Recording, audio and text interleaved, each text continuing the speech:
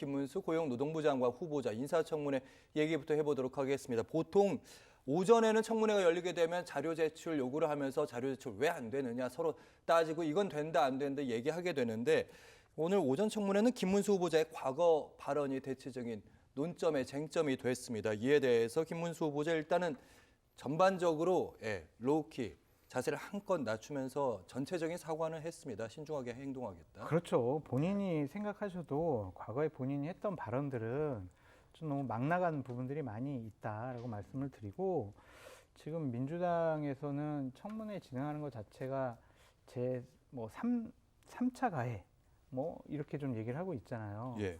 그러니까 이 말은 뭔 말이냐면 당신은 후보자 자격도 없는 사람이야. 이 자리에 앉을 필요조차 자격조차 없는 사람이야 라는 것을 나타내는 주장이라고 결론은 보여지는데 정해진 것 같네요. 예. 일단 야당은. 예. 그렇죠. 이거는 뭐 여러 가지 보고서를 뭐 동의를 안 해주거나 안 할 거다. 인사청문회 동의 보고서를 만들 생각이 없을 거예요. 반대할 수밖에 없다. 민주당의 입장에서는 충분히 이해가 돼요. 뭐 다른 뭐 여러 가지 막말도 문제지만 노동자들을 향해서 한 부분들은 예. 좀 공직자로서 노동부 장관으로서는 좀 적절하지 않은 말씀을 많이 한 것은 맞죠. 그런 것에 대한 민주당의 항변이라고 좀 생각이 드는데 참 비판하기가 쉽지 않은 게 예. 저랑도 좀 인연이 있으셔가지고 저 만나면 되게 반가워하시더라고요. 그래가지고 방송에서 참 비판하는 것이 맞냐 막 그런 인지상정적인 생각도 있는데 있지만 제가 생각해도 김문수 후보자께서는 노동부 장관을 하기에는 여러 가지 좀 적절하지 않은 그런 말과 행동을 하신 것은 맞다. 국민의힘 의원들에게 한번 물어보겠습니다. 민주당 정권, 문재인 정권 시절에 이렇게 노동자를 향해서 좀 여러 가지 막말을 한 그런 분이 노동부 장관 후보자로 인사청문회에 딱 왔으면 이거 잘하셨네, 적임자네, 우리 찬성할게요 이랬겠냐고요. 예. 그러니까 여야는 바뀔 수가 있고 권력도 정권도 바뀔 수가 있지만 공직을 담당할 수 있는 분에 대한 기본적인 잣대는 변하면은 안 될 것 같아요. 그래서 저는 국민의힘 의원들께서 너무 이렇게 무자비하게 옹호는 안 하셨으면 좋겠다 그런 생각이 듭니다.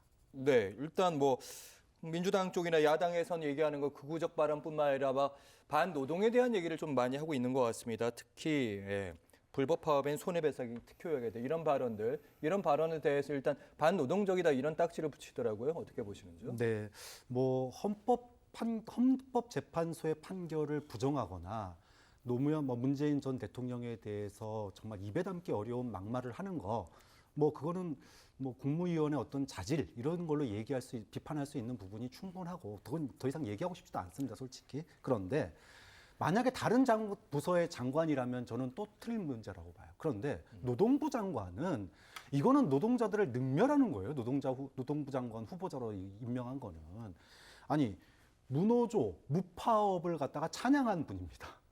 노동자들이 노동자의 권리를 갖다가 지키기 위해서 파업을 하는 것은 헌법에 명시된 권리예요. 그런데 파업하지 않는 노조, 파업하지 않는 그런 노조가 없는 회사, 이거를 갖다 극찬하는 분이 어떻게 노동부 장관 후보자가 될 수 있습니까? 또 지금 이제 우리가 그동안에 이 사회의 최고 쟁점 중에 하나가 뭐였냐 하면 소위 불법 파업에 대해서 회사가 사측이 징벌적인 손배소송을 거는 거예요. 그러니까 파업이 끝났어요. 타결됐습니다. 그런데 파업의 주동자들에게 수십억씩 압류를 걷는 겁니다.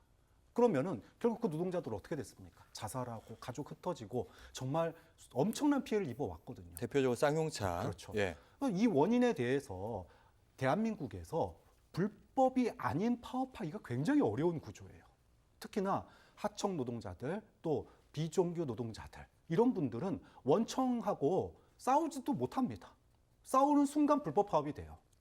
자, 이렇게 불법 파업을 할 수밖에 없는 조건들이 갖춰져 있는데 징벌적 손해배상 제도를 갖다가 적극 활용하자라고 하시는 분이 노동부 장관이 되면 노동부 장관이 뭐 하는 사람입니까? 노동자의 권리를 지켜야 되는 가장 최전선에 있는 분이에요. 물론 다른 부처 장관들처럼 경제라든지 균형감을 가지긴 해야 되겠지만 예. 그렇더라도 노동자들 입장에 서주는 사람이 기본으로 돼 있어야 되는 거 아닙니까? 그런데 이제까지 뭐 노사정 경사노위라든지 이런 데서 반노동적 발언을 해오신 분을 노동부 장관으로 임명한다는 건 굉장히 어떻게 보면은 마치 여가부를 해체하겠다는 분을 여가부 장관에 앉힌 거랑 뭐가 다르냐 이렇게밖에 볼 수 없는 거죠.